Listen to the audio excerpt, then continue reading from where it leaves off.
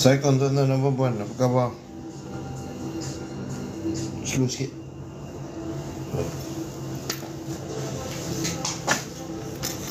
Alright tuan-tuan dan puan-puan, harga emas pada hari ni, jom kita update.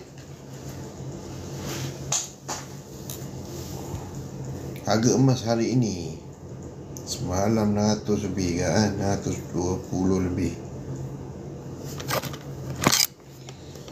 So tuan-tuan dan puan-puan, ramai yang bertanya saya Adik, emas harga mahal. Tuan-tuan jangan risau. Okey, kita ada dua kategori penabung emas. Pertama pelabur, kedua adalah penabung. Alright. Kalau anda kata pelabur, dia memerlukan satu modal yang besar, manakala penabung ikut bajet dia dah menabung emas. Ikut bajet saja tuan-tuan dan puan-puan, dia dah memiliki emas. Pelabur dia tengok harga, tapi kita penabung, kita kejar gram. Untuk kita nak jual emas itu semula untuk jangka masa panjang, dah capai jangka masa panjang, kita dah ada keuntungan, kita jual semula emas. Bila masa kita nak jual emas, ada 3 faktor yang membuatkan kita jual emas. Kita bukan pelabur, kita ni penabung. Pertama, faktor kita jual emas adalah apabila kita dah capai matlamat. Yang kedua, faktor kita nak jual emas apabila kita dah kehabisan ringgit Malaysia. Yang ketiga, tuan-tuan dan puan-puan, apabila kita berada dalam keadaan ekstrim.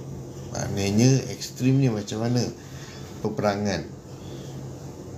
Paling ekstrim peperangan, tuan-tuan dan puan-puan, ataupun bencana alam. Okey, banjir dan sebagainya, perlukan satu modal yang besar untuk kita pergi pada nak perbaiki rumah dan sebagainya, memerlukan modal yang besar. So 3 faktor ni yang membuat kita jual emas. Kebiasaannya yang ekstrim ni pergi pada peperangan. Seperti negara Vietnam. Negara Vietnam dia kena serang, perang. Jadi dia keluar daripada negara dia, bawa emas dan meneruskan kehidupan apabila dia sampai ke negara lain. Okey, tuan-tuan dan puan-puan, harga sekarang pada hari ini bernilai RM644. Alright, RM644. Mahal lah. Memang mahal. Harga emas mahal di zamannya. Setiap zaman dia akan mahal. Dulu harga first saya membeli adalah harga 270. Mahal, tetap mahal pada ketika itu. Dan sekarang hari ini harga 644 pun dikatakan mahal. Memang mahal. RM644 segram. 999, tuan-tuan. Public Gold dia memberikan kita emas 999, bukan emas 916. Emas 99 ni adalah lebih baik daripada emas 916. Kenapa dia lebih baik? Kerana susut nilai dia paling tinggi adalah 9% apabila kita jual semula, manakala emas 916 20% ke 40% apabila kita jual semula. Emas 999 adalah merupakan ketulinan yang paling tinggi sekali, manakala 916 mempunyai logam. 916 ni emas apa Madi? Yang emas gelang, gantai dan sebagainya. Okey. Emas 916 ni perhiasan. Manakala kita kita simpan ataupun menabung emas 99. Alright. Okey. Kalau tuan-tuan lihat terdapat gold bar 10 gram dengan 1 dinar. 1 dinar ni tuan-tuan dan puan-puan, dengan 10 gram ni ketulinan dia sama, 999. Cuma bentuk berbeza. Dinar bulat, bunga emas ni berpetak. Okey, berat untuk gold bar, bunga emas, dia bergenap. Dia ada 1 gram, dia ada 5 gram, 10 gram, 20 gram, 50 gram. Okey. Manakala dinar pula, dia mempunyai perpuluhan berat dia. Beratnya mempunyai perpuluhan. Suku dinar, separuh dinar, 1 dinar, 5 dinar, 10 dinar. Okey.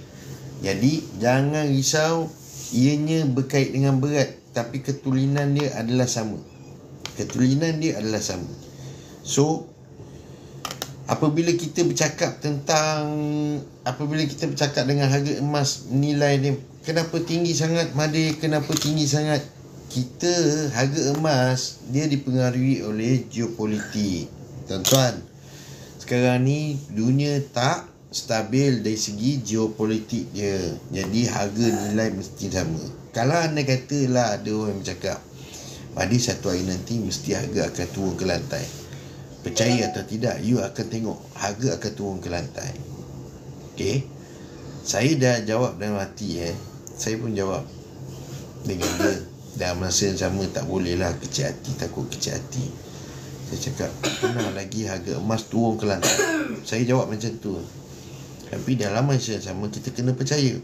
1 dinar mampu memperolehi seekor kambing. Kuasa beli 1 dinar mampu memberikan kita seekor kambing. Bermaksud 1400 tahun yang dahulu sehinggalah sekarang dan akan datang sampai kiamat, 1 dinar, jika adanya emas lagi di akhir-akhir zaman nanti, ia mampu memberikan kita kuasa beli untuk seekor kambing. Bukan kita nak beli kambing aja, kita nak beli beras dan sebagainya. Itu 1 dinar, tuan-tuan dan puan. Manakala 1 gram sekarang ni, kuat tak kuat, RM644 kalau tolak 9%, pergi juga pada 500 lebih, something like that lah. Okay, tetap juga RM500 dengan kenaikan harga-harga barang sekarang. Ianya mampu memberikan tuan-tuan dan puan-puan kuasa beli untuk berasapkan dapur. Maknanya you lepas beli beras, you lepas beli apa saja barang-barang dapur. Ya, Cik Fida, links, hai. Okay. So, nampak tuan-tuan dan puan-puan, kuasa beli dikekalkan ataupun diberikan oleh emas mampu dibawa ke zaman yang lain. Manakala ringgit Malaysia tak boleh nak bawa ke hadapan, ke depan, ke zaman yang berbeza. Emas boleh dibawa ke zaman berbeza. Kuasa beli dia meningkat seiring dengan zamannya. That's why harga emas meningkat. Perubahan daripada 270 pergi pada 300. Waktu tu saya pun dah cuak. Alright, tuan-tuan dan puan-puan, beli 100 boleh dapat lagi 0.3 gram. Alright. Pergi pada 400, pergi pada 500. Sekarang ni dah cecah RM600. Siapa yang cakap harga emas akan turun ke lantai? Kosong. Bila kita sebut harga turun ke lantai, bermaksud kosong, tuan-tuan dan puan-puan. Takkan mungkin. Cryptocurrency boleh, forex boleh, anytime boleh drop, crash, kosong. Tapi emas, ini adalah safe haven asset. Bak kata pakar, safe haven asset. Alright, berapa peratus yang perlu kita alihkan daripada kekayaan kita yang ada pada diri tuan-tuan dan puan-puan, pada diri saya, adalah berdasarkan pakar, tuan-tuan dan puan-puan. Pakar ni ada 3 orang yang kita ambil. Tuan Azizi Ali, Mike Maloney, Robert Kiyosaki. Tuan Azizi Ali 10% daripada kekayaan kita dialihkan kepada emas. 10%. Kalau anda kata Robert Kiyosaki 25%, Mike Maloney 50%. Okey, dialihkan ke dalam bentuk emas. Apakah bentuk emas yang perlu kita keluarkan, ataupun berat-berat gram kat ni, berat emas yang kita nak keluarkan, Mahathir? Okay, kita nak keluarkan sebagai newbies. Okay, sebagai newbies, you setting dulu objective you. Kalau anda kata, Mahathir, saya just nak simpan saja, alright, tugas saya nak simpan saja. Kalau anda kata you dalam bank ada satu jumlah duit yang besar, ataupun saya satu jumlah duit berkekuatan, contoh 10,000, go for gram yang berat. Gram yang berat. Sebab you tak ada apa-apa lagi, pergilah pada gram yang berat. Contoh kalau anda katalah you ada 10k, 644 kan tadi kan, 10k bagi dengan 644, alright, ada 15 gram. 15 gram, pergilah pada 10 gram, 5 gram. 10 gram, 5 gram. Sekeping 10 gram, satu keping 5 gram. Sebab you tak ada objektif lagi. Kalau anda kata you ada 20,000, pergilah pada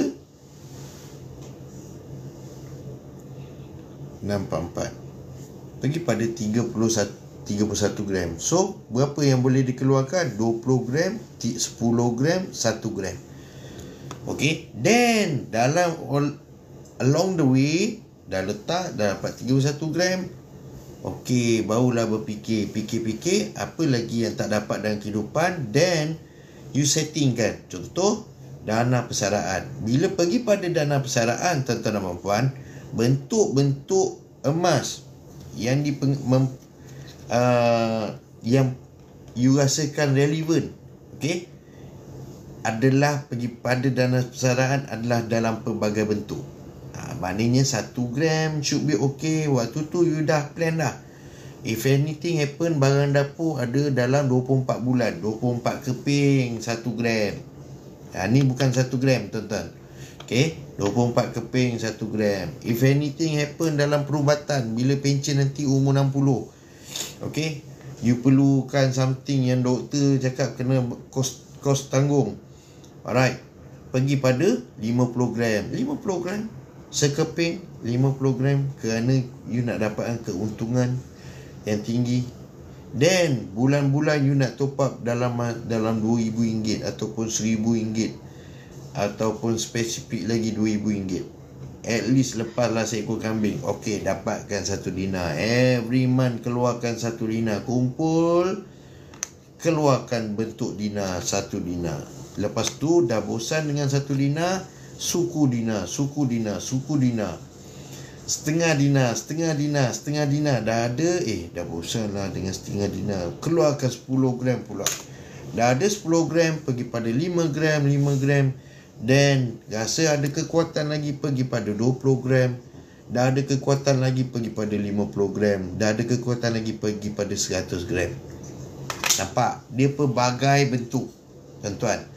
Untuk tuan-tuan dan perempuan mempunyai pelbagai option ketika tuan-tuan nak jual balik. Itu je peranan dia. Supaya tuan-tuan, kalau anda katalah nak pakai RM1,000, tuan-tuan tak jual 10 gram. Sekarang 10 gram berharga RM6,400. Okay, RM6,400. Takkanlah tuan-tuan nak jual 10 gram ni.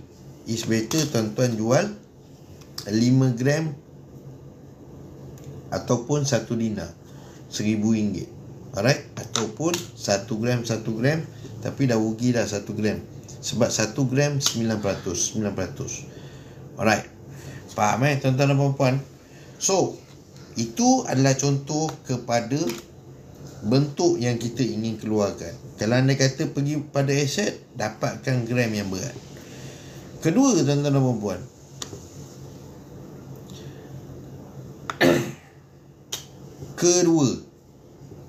bagaimana kita nak kaya dengan emas? Pertama sekali, nak kaya dengan emas, kita kena memahami emas. Emas ni adalah pergi pada volume.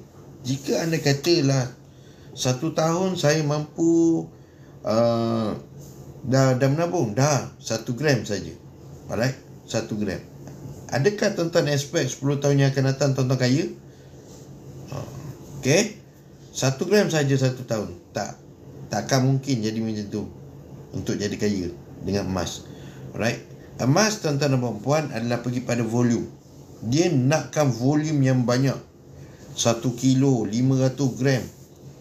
Alright, 500 gram 1 kilo saja dah 600,000. Tuan-tuan sekarang ni sebiji umar 600,000. Maintain je. Lepas juga sebiji umar. Okay, dia pergi pada volume. Dia pergi the first factor adalah volume. The second factor adalah masa, time. Okay, the third factor adalah ilmu. Alright, kalau you ada volume yang banyak, you ada time, end up you tak ada ilmu pun out juga. Okay, kebiasaan tuan-tuan, lihat dekat sekeliling tuan-tuan dan puan-puan. Kalau anda kata yang ada dapat tiba-tiba dapat menang loteri, kalau kita tengok kat US tu, menang loteri dapat berjuta USD, end up dalam masa 1 ke 4 tahun 5 tahun dia jatuh miskin balik. Sebab dia tak ada ilmu. Dia tiba-tiba dapat duit banyak, dia tak tahu macam mana dia nak kembangkan lagi duit, dia nak pertahankan kekayaan dia. Sebab dia hari-hari dia tarah. Bayangkan kita belakang rumah ada bukit, hari-hari kita tarah bukit tu. Rata tak tuan-tuan dan puan? So 3 faktor ni yang membuatkan kita nak kaya dengan emas. Jadi kita setting sekarang ni, Mahathir, saya baru nak menabung, saya tak ada apa-apa lagi nak dicapai. Okay, pergi dulu pada dana persaraan. Okay, along the way, mungkin dalam sebulan 2 bulan you masih berfikir apa yang masih terdekat yang diri ini belum capai. Mungkin belum pergi pada haji, okay, umrah, rumah, tanah dan sebagainya, dana pendidikan anak dan sebagainya. Then daripada situ tuan-tuan, along the way, perlahan-lahan. Ni telefon mama ke?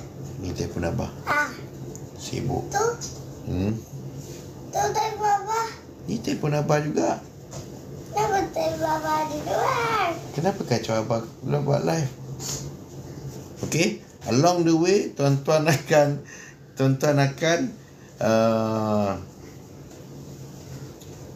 capai lah. Berat-berat tu mengikut objektif.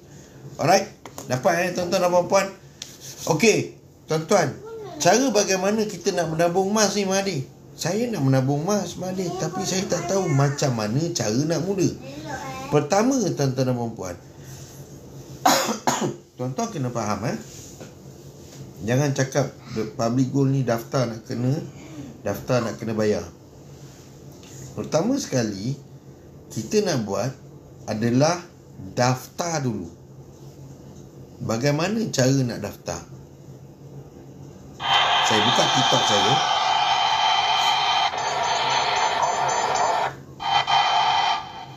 Saya buka TikTok saya pergi pada profil saya. Okey. Saya pergi pada profil saya, ada link. Okey. Ada link. Salah link pula. Okey. Bila kita tekan link tu, ada 4 link yang di bawah. Tuan-tuan ambil TKL Official Mahathir Mohamad. TKL Official Mahathir Mohamad, kita tekan. Nampak gambar ni tuan-tuan dan puan-puan? Gambar saya. Alright, gambar terkini. Okay, nanti tahun depan kita update. Okay, so tuan-tuan go for, tekan hijau ni, daftar pendaftaran. Then tuan-tuan tekan akaun dewasa. Mudah. Isikan 1, 2, 3, 4 detail. Kemudian ikut IC tuan-tuan dan puan-puan, dan nombor phone perlulah boleh di WhatsApp. Boleh WhatsApp. Alright. Nombor phone boleh WhatsApp. Then tekan kepada proceed. Tekan proceed. Saya akan menerima detail tuan-tuan dan puan-puan melalui email saya, dan tuan-tuan pun dapat email juga. Kemudian saya akan bantu tuan-tuan untuk bimbingan seterusnya sehinggalah tuan-tuan start menabung. Mana yang tuan-tuan tak faham sebagai penabung tuan-tuan dan puan-puan, newbies, dengar sini. Pertama, you kena bertanya. You kalau senyap, you tak akan dapat intipati tabungan tu. Kalau tak bertanya, tak akan tahu. Sebab saya pernah jumpa seorang penabung, dia expect account gap ini gram dia akan bertambah. Selepas dimasukkan duit tu, dia ingat ada dividen. Emas public gold ni tak ada dividen, tuan-tuan. Cuba contoh kalau you menabung 1 gram saja hari ini, hari ini, then you diam, senyap sehinggalah tahun hadapan, sama tadi, bila buka balik akaun ni, gram you tak akan berubah. Alright? Gram awak tuan-tuan dan puan-puan tak akan berubah. You jangan expect dia beranak. Emas ni tak boleh diperanakkan. Dia tak boleh nak membiak. Emas ni berapa you beli, itulah you dapat. Alright? Jangan expect ada beranak. Kalau anda katalah tuan-tuan di offer letak 10 gram adik, you punya emas pada time 3 bulan yang akan datang dia akan meningkat kepada 20 gram. Emas yang 10 gram tu meningkat kepada 20 gram. Watch out tuan-tuan dan puan-puan, dia adalah scammer. Dia adalah scammer. Jadi kat sini tuan-tuan kena lihat balik, memahami gram tak tambah, tak ada. That's why kita sebut volume tadi. Konsisten dalam menabung. Alright? Konsisten dalam menabung.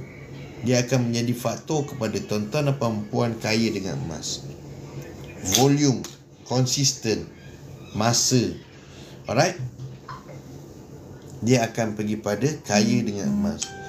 Tak kisahlah, Mahdi saya mampu RM100. It's okay. Tak mengapa. Yang penting you buat dan konsisten.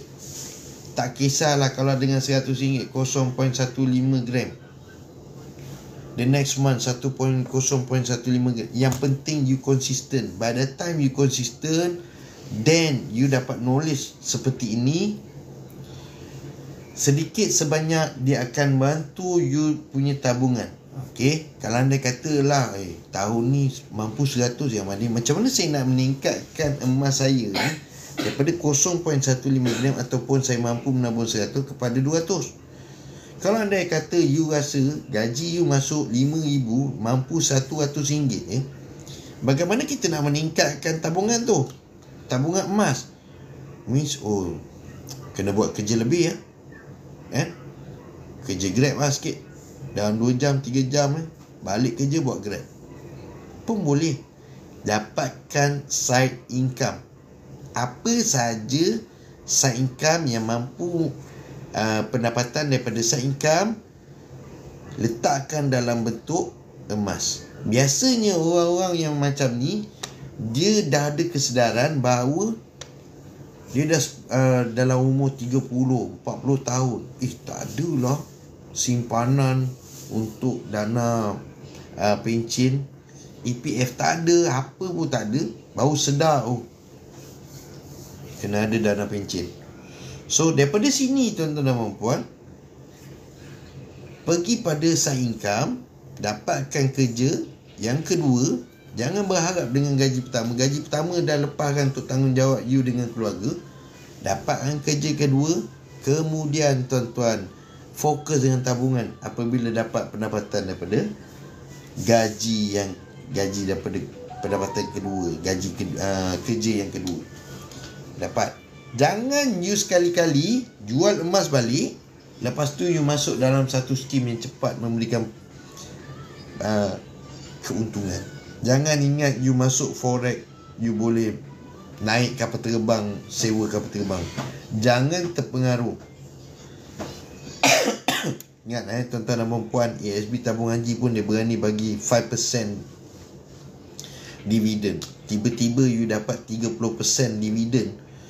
apakah logik akal untuk dapatkan 30% dividen, sedangkan bank pun berani bagi 15% dividen.